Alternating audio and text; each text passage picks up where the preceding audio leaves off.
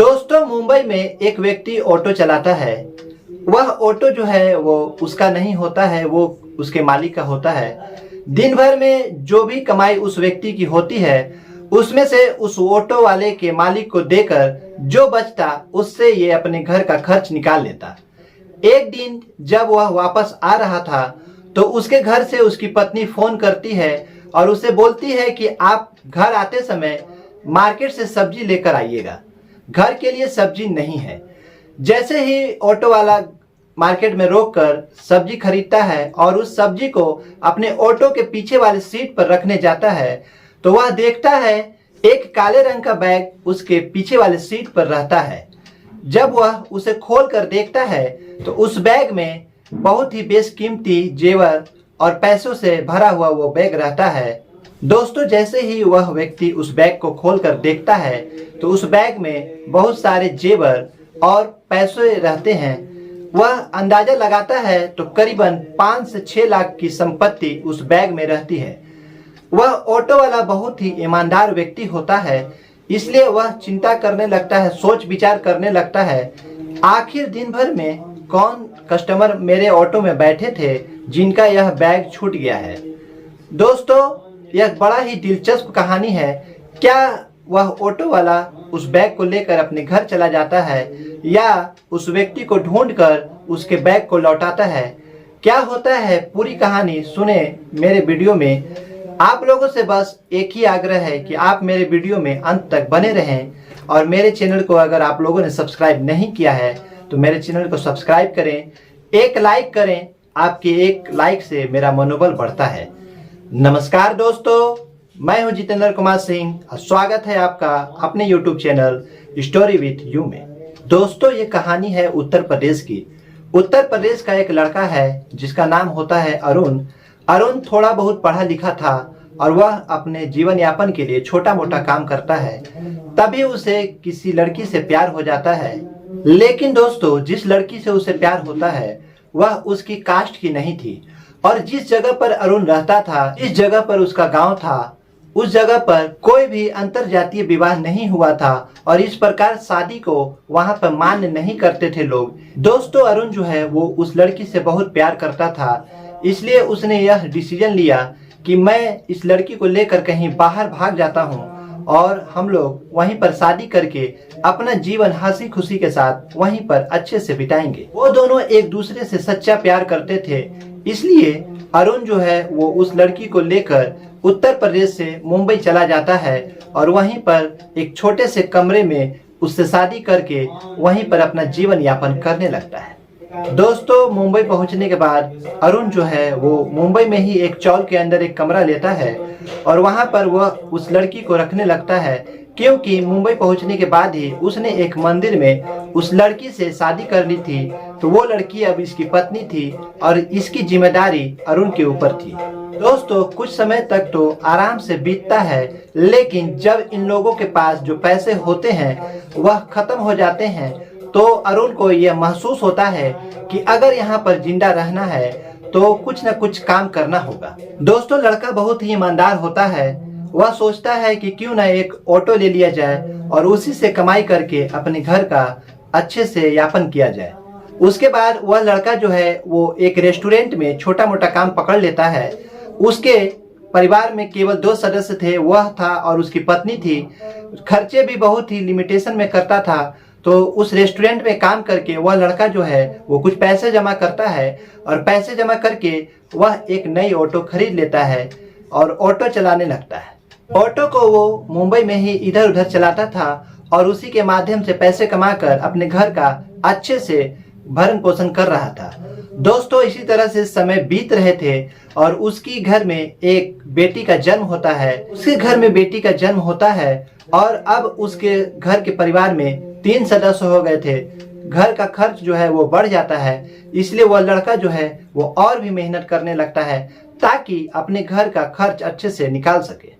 दोस्तों, सब कुछ अच्छा चल रहा था, लेकिन एक दिन जब उसकी लड़की 6 माह की होती है तो उसका तबीयत अचानक बहुत ज़्यादा खराब हो जाता है। डॉक्टर को दिखाने के बाद कोई सीरियस मैटर होता है तो उसके पास पैसों की कमी होती है।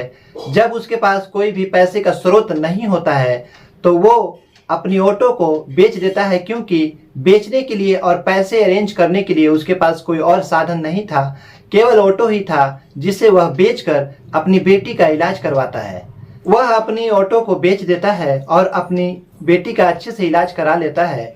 इलाज कराने के बाद उसकी बेटी जो है वह स्वस्थ हो जाती है और घर आ जाती है। इसी तरह से कुछ दिन बीत जाते हैं, लेकिन कुछ दिनों के बाद अरुण को फिर से चिंता सताने लगती है कि जिस लड़की को मैं अपनी पत्नी बनाकर लाया हूँ और मेरे घर में एक लड़की ने भी जन्म लिया है, सभी का भरण पोषण करना है, तो कुछ न कुछ काम धंधा करना ही होगा। तो इन्हीं सब चिंताओं में वह बैठा हुआ था। तभी जो लोग ऑटो रिक्शा उसके साथ चलाते थे, कुछ मित्र थे इसके, उन लोगों ने आकर अरुण को बताया, एक व्यक्ति है जो अपने ऑटो को भाड़े पे चलवाता है, उसे ड्राइवर की आवश्यकता है और तुम्हें एक ऑटो की आवश्यकता है जिससे तुम आमदनी कर सको।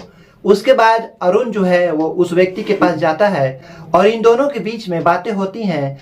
व्यक्ति जो है वो बहुत सारी बातें करने के बाद अरुण को बोलता है कि मैं पर डे तुमसे 500 रुपया लूंगा, उसके बाद जो भी कमाई होगी वो तुम्हारी होगी। ऑटो दिन भर चलाने के बाद अरुण जो है वो उस व्यक्ति को 500 रुपया दे देता था और उसके बाद जो भी अमाउंट, जो भी पैसा बचता, उससे ये अपने घर को चलाता था। लेकिन धीरे धीरे दोस्तों उसकी जो बेटी होती है वो बड़ी हो जाती है और अब उसका स्कूल में एडमिशन कराने का समय आ जाता है। अरुण जो है वो अपनी बेटी का एक साधारण स्कूल में एडमिशन करा देता है, क्योंकि उसके पास तो ज़्यादा पैसे थे नहीं, वह ऑटो चलाता था, इसलिए उसकी जो हैसियत थी उसके अनुसार वो एक साधारण स्कूल में अपनी बेटी का एडमिशन करा देता है। बेटी के एडमिशन कराने के बाद अरुण का खर्चा जो है वो और भी बढ़ जाता है। अरुण जो भी काम करता था, 12 घंटे ऑटो चलाता था, उसमें इसके घर का खर्च जो है वो नहीं निकल पा रहा था, इसलिए अरुण और भी मेहनत करता है और अब 16-16 घंटे तक ऑटो चलाता है। दोस्तों एक दिन जब वह शाम को अपनी ऑटो चलाकर घर वापस जाने लगता है, तभी उसकी पत्नी का फोन आता है कि ऐसा करना कि घर आते समय कुछ बाजार से सब्जियां लेकर आना, घर में सब्जी नहीं है। उसके बाद अरुण एक मार्केट में अपने ऑटो को रोकता है और कुछ सब्जियां खरीदता है। सब्जियां खरीद कर वह उन सब्जियों को अपने ऑटो के पीछे वाले सीट पर रखने जाता है, तो देखता है कि लाल रंग का बैग जो है वो उसके ऑटो के पीछे वाले सीट पर रखा हुआ है और उस बैग में कुछ सामान भरा हुआ है। जैसे ही उस बैग को देखता है अरुण बहुत ही ईमानदार होता है, वो डर जाता है कि किस कस्टमर का ये बैग छूट गया है। उसके बाद उसकी हिम्मत तो नहीं होती है, लेकिन फिर भी वह उस बैग को खोल कर देखता है, तो उसमें देखता है कि बहुत सारे गहने हैं जो सोने और चांदी के भरे हुए हैं और कुछ पैसे भी हैं जो उस बैग में भरे हुए थे। अंदाजा लगाने से उस अरुण को यह अंदाजा लगता है कि करीबन 5 से 6 लाख की संपत्ति उस बैग में रहती है। ईमानदार होने के साथ साथ वो बहुत ही कर्मशील भी था, मेहनती था। वह अपने मेहनत से पैसे कमाकर अपने घर का गुजारा करना चाहता था, इसलिए उसके मन में जरा सा भी पाप नहीं आता है। वह सोचता है कि जिस भी व्यक्ति का यह बैग छूटा होगा वो तो बेचारा बहुत ही चिंता में होगा और वो याद करने लगता है कि आज मेरे ऑटो पर दिन भर में कहां से कौन कौन सी सवारियां बैठी हैं जिनका यह बैग छूट सकता है। दोस्तों वो चिंतित हो जाता है क्योंकि शाम हो गई थी और उसे घर भी जाना था, लेकिन वो समझ नहीं पाता है कि किस व्यक्ति का या किस महिला का यह बैग है। दोस्तों जिस महिला का यह बैग छूटा हुआ था वह महिला जो है वो एक करोड़पति महिला थी। उस महिला का नाम होता है सुमित्रा और सुमित्रा जो है वो उसके पति जो है वो एक बहुत बड़े बिजनेसमैन होते हैं। दोस्तों आज ही के दिन सुमित्रा मैडम जो है वो ड्राइवर को लेकर शॉपिंग करने के लिए जाती है। वहां पर वो बहुत सारे गहने और ज्वेलरी, चांदी सोने के गहने खरीदते हैं, क्योंकि आज उनकी बहन के बेटे की शादी थी और उनको बहन के यहाँ भी जाना था। वो जैसे ही ज्वेलरी से भरा हुआ बैग लेकर आती है और कार में रख के अपने ड्राइवर को बोलती है कि ड्राइवर गाड़ी स्टार्ट करो, चलो मुझे लेट हो रहा है, मुझे तैयार भी होना है। ड्राइवर जैसे ही कार में बैठता है और गाड़ी का सेल्फ मारता है तो दोस्तों उसका सेल्फ काम नहीं करता है। बहुत ही ट्राई करने के बाद जब ड्राइवर जो है वो इंजन को देखता है तो बोलता है मैडम कोई तकनीकी खराबी हो गई है जिसके कारण आज कार स्टार्ट नहीं हो पा रहा है, आपको कोई और साधन लेकर घर तक जाना होगा। मैडम को लेट हो रही थी क्योंकि शॉपिंग तो उन्होंने कर ली थी, लेकिन उन्हें घर जाकर तैयार होना भी था और फिर अपने बहन के यहाँ जाना था। इसलिए मैडम जो है वो जल्दीबाजी में कार से उतरती है, अपने बैग को लेती है और एक ऑटो का इंतजार करती है। तभी दोस्तों वहाँ से अरुण का ऑटो पार होने लगता है। वो सुमित्रा मैडम अरुण के ऑटो को हाथ देती है और उस पर बैठ जाती है। उसके बाद वह बोलती है कि मुझे अपने इस स्थान पर छोड़ दो।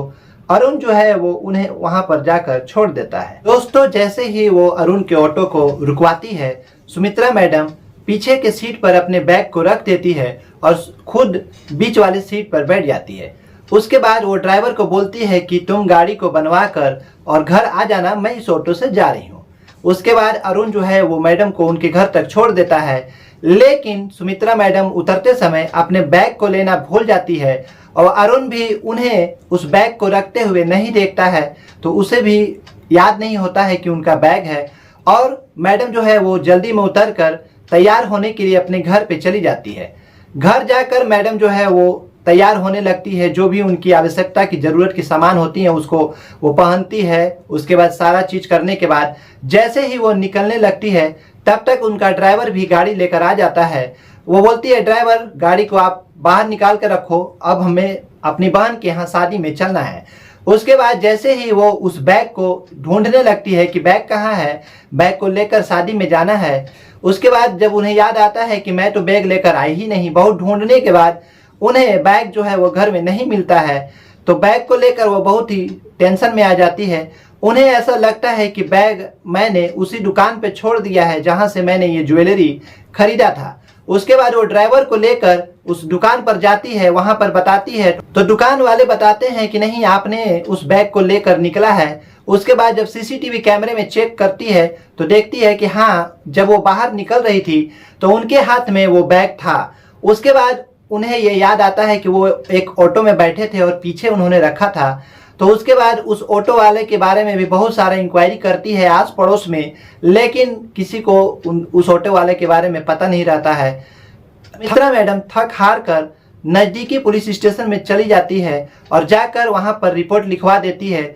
उन्हें वहां पर भी आशा होता है कि कहीं ना कहीं कोई अगर बैग को देखा होगा तो पुलिस स्टेशन नज़दीकी में आकर जमा किया होगा, लेकिन वहां पर भी उन्हें कोई बैग के बारे में क्लू नहीं मिलता है। सुमित्रा मैडम पुलिस स्टेशन में एफआईआर लिखाकर चली आती है। उन्हें इस बात का टेंशन होता है कि बहन के यहाँ जो ज्वेलरी लेकर जाना था, वो ज्वेलरी उन्हें खरीदने में काफ़ी समय लगा था और कुछ ज्वेलरी ऐसे भी थे जिन्हें वह ऑर्डर करके बनवाई थी। पैसों की कोई बात नहीं थी क्योंकि उनके पति बिजनेसमैन थे और करोड़ों का टर्नओवर था उनका, लेकिन वे ज्वेलरी जो खास ज्वेलरी थी जिसे उसे बहन के यहाँ लेकर जाना था, वो चिंता में थी कि आखिर में मैं अपनी बहन के यहाँ वो क्या लेकर जाऊंगी और उसे क्या बोलूंगी। तो सुमित्रा मैडम जो है वो यह सब सोच ही रही थी, तब तक उनके घर के दरवाजे का बेल बजता है। जैसे ही घर के दरवाजे को खोलती है, सामने में वही ऑटो वाला था जिसके ऑटो में बैठकर सुमित्रा मैडम अपने घर तक आई थी। उसके बाद अरुण ऑटो वाला मैडम से पूछता है कि मैडम, क्या आपका कोई बैग मेरे ऑटो में सुबह में छूट गया था? तो मैडम बोलती है कि हाँ, मेरा एक लाल रंग का बैग तुम्हारे ऑटो में छूट गया था। तो वो ऑटो वाला जो है अरुण, वो फिर पूछता है कि मैम उसमें क्या सामान थी, कुछ आप बता पाएँ तो मैडम बताती है कि उसमें बहुत सारे ज्वेलरी थी और जिसकी कीमत करीबन 5 से 6 लाख थी। ऑटो वाले को विश्वास हो जाता है कि हाँ, इन्हीं मैडम का वो बैग है, क्योंकि उन्होंने एग्जैक्ट कलर और एग्जैक्ट अमाउंट के ज्वेलरी के बारे में बताया। अरुण जो है वो अपने ऑटो तक जाता है और उस बैग को लेकर आकर मैडम को सौंप देता है। जैसे ही अरुण सुमित्रा मैडम को बैग लाकर देता है, मैडम जो है वो देखती है कि बैग उन्हीं का है और उसमें सारे ज्वेलरी जैसे उन्होंने रखा था उसी प्रकार रखा हुआ है। उसके बाद वो अरुण को अंदर बैठाती है, उसे अच्छे से बैठाती है, चाय नाश्ते का व्यवस्था किया जाता है और उसके बाद वो मैडम उससे पूछती है कि ये बताइए कि आप तो एक मामूली ऑटो वाले हैं, आपकी ज़रूरतें भी बहुत सारी होंगी, क्या आपका दिल इतने सारे पैसों देखकर, इतने सारे ज्वेलरी को देखकर दिल में कहीं भी लालच नहीं आया? तो वो ऑटो वाला बोलता है कि मैडम, ऐसा है कि हम लोग गरीब जरूर हैं लेकिन अपनी ईमानदारी से काम करते हैं। जो हम लोगों के भाग्य में लिखा है उसी से हम लोग अपना गुजारा कर लेते हैं। ऑटो वाले के इस जवाब को सुनकर सुमित्रा मैडम की आंखें नम हो गई और वह उस ऑटो वाले की तरफ देखने लगी कि आजकल के ज़माने में भी ऐसे ईमानदार लोग होते हैं। उसके बाद उन्होंने पूछा कि अभी ये बताइए कि मैंने आपके ऑटो में अभी से करीबन 4-5 घंटे पहले इस बैग को छोड़ दिया था, लेकिन आपको आने में थोड़ी समय लग गई। तो वो ऑटो वाला अरुण बोलता है कि मैडम, मैं दिन भर काम करने के बाद जब अपने ऑटो में पीछे आपका बैग देखता हूँ तो सोच विचार करने लगता हूँ कि आखिर में यह बैग किस कस्टमर का है। उसके बाद मैं जितने भी कस्टमर मेरे पास बैठे थे सभी के घरों में जा जाकर पूछ कर आया हूँ। उन्होंने जब अपना सही नहीं बताया तब मुझे अंत में आपका एड्रेस मिला और मैं आपके यहाँ आया और आपका बैग निकला, इसलिए मुझे थोड़ा सा ये बैग को पहुँचाने में लेट हो गया। मैडम बहुत ही खुश होती है, बोलती है कि भैया आप नहीं जानते हो कि ये बैग मेरे लिए कितना इम्पोर्टेंट था। इसमें मेरी भावनाएं जुड़ी हुई थी, पैसे की तो कोई इतनी बात नहीं थी। इसमें ऐसी ऐसी ज्वेलरी थी जो मैंने बड़ी ही श्रद्धा से अपनी बहन के यहाँ जाने के लिए बनवाई थी और खरीदी थी। दोस्तों, उसके बाद सुमित्रा मैडम अरुण से बोलती है कि मैं कुछ आपके लिए करना चाहती हूँ, आप अपना नाम और नंबर यहाँ पर देकर जाओ। अरुण जो है वो अपना नाम और नंबर दे देता है, लेकिन जाते समय भी बोलता है कि मैडम, आपको मेरे लिए कुछ करने की ज़रूरत नहीं है। भगवान जो भी मुझे दे रहे हैं मैं उससे संतुष्ट हूँ और मैं अपना जीवन अच्छे से काट रहा हूँ। इधर सुमित्रा मैडम को अपने बहन के यहाँ जाने में लेट हो रहा था, इसलिए वो जल्दीबाजी में वहाँ से अपने ड्राइवर को लेकर अपनी बहन के यहाँ चली जाती है। दोस्तों, सुमित्रा मैडम अपनी बहन की बेटी की शादी में चली जाती हैं, लेकिन पूरी पार्टी में के दिमाग में वो ऑटो वाला घूम रहा होता है कि कैसे कोई व्यक्ति इतना ईमानदार हो सकता है। पार्टी खत्म करने के बाद वो अपने घर आती है और अगली सुबह वो अपने ड्राइवर को लेकर उस पुलिस स्टेशन में जाती है जहां पर उन्होंने FIR लिखवाया था और उस पुलिस वाले को बताती है कि मेरा बैग मिल चुका है, एक ऑटो वाले भैया ने दे दिया। और वो उस पुलिस वाले को बताती है कि कैसे वो ऑटो वाला कितना ईमानदार है। दरोगा बाबू भी इस बात को सुनकर बहुत ही आश्चर्यचकित होते हैं और मैडम से उस ऑटो वाले का एड्रेस ले लेते हैं और दरोगा जी भी उस ऑटो वालों को सम्मानित करने के बारे में सोचते हैं। उसके बाद मैडम जो है वो दूसरे दिन ढेर सारी मिठाइयाँ, कपड़े लेकर और कुछ सामान लेकर वाले के चौल में जाती है जहां वो एड्रेस लिखवाया था। चौल में जब एक महंगी और लंबी कार घुसती है तो चौल के लोगों को आश्चर्यचकित होता है, क्योंकि आज तक उन्होंने इतनी महंगी और लंबी कार नहीं देखी थी। चौल में घुसने के बाद सुमित्रा मैडम उतरती है और जिस प्रकार से अरुण ने अपना एड्रेस बताया था उसका पूछते हुए उसके कमरे तक जाती है। जब वहां जाती है तो देखती है कि अरुण की पत्नी जो है वो कुछ घरेलू काम कर रही थी। वो जब देखती है कि एक अच्छी खासी अमीर मैडम आई है तो वो डर जाती है कि क्या बात है कि मैडम मेरे यहाँ आई है। लेकिन सुमित्रा मैडम ने पहले ही अरुण को फोन कर दिया था और बोला था कि बेटी को भी स्कूल से लेते आना। थोड़ी देर में अरुण आ जाता है और उसकी बेटी भी आती है। सुमित्रा मैडम ड्राइवर को इशारा करती है कि जाओ सामान लेकर आओ। उसके बाद ड्राइवर जो है वो नीचे जाता है, गाड़ी में से सामान लेकर आता है। सुमित्रा मैडम ने पहले ही पूछ लिया था कि अरुण के फैमिली में कौन कौन है। वो अरुण की बेटी के लिए बहुत सारे कपड़े और खिलौने लेकर आती है, मिठाइयाँ लेकर आती है। अरुण की पत्नी के लिए बहुत सारी अच्छी अच्छी साड़ियाँ लेकर आती है और अरुण के लिए भी शर्ट पैंट जींस कपड़े वगैरह लेकर आते हैं और कुछ ग्रोसरी का सामान लेकर आते हैं। पहले तो अरुण जो है वो लेने से मना करता है, बोलता है मैडम आपका बैग मेरी गाड़ी में छूट गया था तो उसे लौटाना मेरा फर्ज बनता है, उसके बदले में ये सब देना कोई ज़रूरत नहीं है। लेकिन मैडम जो है वो जिद करने लगती है और मैडम की जिद के आगे जो है वो चुप हो जाता है। उसके बाद बेटी के बारे में जैसे ही वो सुनती है कि बेटी जो है वो साधारण स्कूल में पढ़ती है और अरुण एक किराए का टेम्पू चलाता है, तो उसके बाद अरुण की बेटी के लिए वो बोलती है कि इसका एडमिशन मैं एक अच्छे स्कूल में करवा दे रही हूँ, पूरा खर्च मेरी कंपनी उठाएगी। अरुण के मना करने के बाद भी वो नहीं मानती है और अरुण भी उसके बाद अपनी बेटी के मोह में मान जाता है। दोस्तों, अरुण को एक विजिटिंग कार्ड देकर मैडम बोलती है कि कल सुबह तुम इस कंपनी में आ जाना। उसके बाद मैडम जो है वो कुछ देर वहाँ बैठती है, सभी के साथ अच्छे से बात करती है और थोड़ी देर के बाद वो वहाँ से चली जाती है। अरुण जब अगली सुबह मैडम के ऑफिस में जाता है तो अरुण से अपने मैनेजर को मिलवा कर मैडम बोलती है, अपने मैनेजर को बोलती है कि इस व्यक्ति के लिए एक नई ऑटो निकाल दो और उस ऑटो का पेमेंट जो है वो हमारी कंपनी की तरफ से पूरा पेमेंट कर दो। अरुण के मना करने के बाद वो रिक्वेस्ट करने लगती है कि नहीं अरुण, तुम मेरे तरफ से रख लो, एक ऑटो वाला इतना ईमानदार है मैं कभी जान भी नहीं सकती थी। अरुण नहीं मना कर पाता है और उसे जो है वो ऑटो मिल जाता है। अब उसकी कोई भी टेंशन नहीं थी, वो अपना ऑटो चला रहा था और न उसे ऑटो का कोई किस्ती भरनी थी, न किसी को भाड़ा देना था, उसकी अपनी ऑटो थी। वो जो भी कमाता आराम से अपने घर परिवार को चला लेता। उसकी बेटी की पूरी खर्च जो है वो सुमित्रा मैडम उठा रही थी। तो उसके बाद थोड़े दिनों के बाद वो जो पुलिस जो दरोगा जी थे वो भी उस ऑटो वाले को ढूंढ लेते हैं और उसका पूरा सम्मान करते हैं अपने थाने पर। मीडिया वाले को भी बुलाया जाता है, मीडिया वाले भी उसकी अखबार में पेपर में उसकी फ़ोटो को छापते हैं और पूरे एरिया में उसकी वाहवाही होती है। लोग उसकी ईमानदारी की एग्जाम्पल दिया करते हैं। उसके बाद अरुण का जो है अपनी ईमानदारी के चलते बहुत ही लाइफ अच्छा सेटल हो जाता है। बेटी का एडमिशन अच्छी स्कूल में हो जाता है, पूरा फीस मैडम भरती है, अपना ऑटो हो जाता है, न किसी को किराया देना था, न ऑटो का किस्त भरना था, पूरे अच्छे से लाइफ चलता है। दोस्तों, हम लोगों को ये याद रखना चाहिए कि अगर आप किसी भी हालत में अपने ईमानदारी को बनाकर रखेंगे तो कहीं ना कहीं आपका भलाई होगा और आपके साथ चमत्कार होगा। मेरे वीडियो को लाइक करें, सब्सक्राइब करें और अपने दोस्तों के साथ शेयर करें। मिलता हूँ एक नई और अच्छी कहानी के साथ, तब तक के लिए जय हिंद, जय भारत।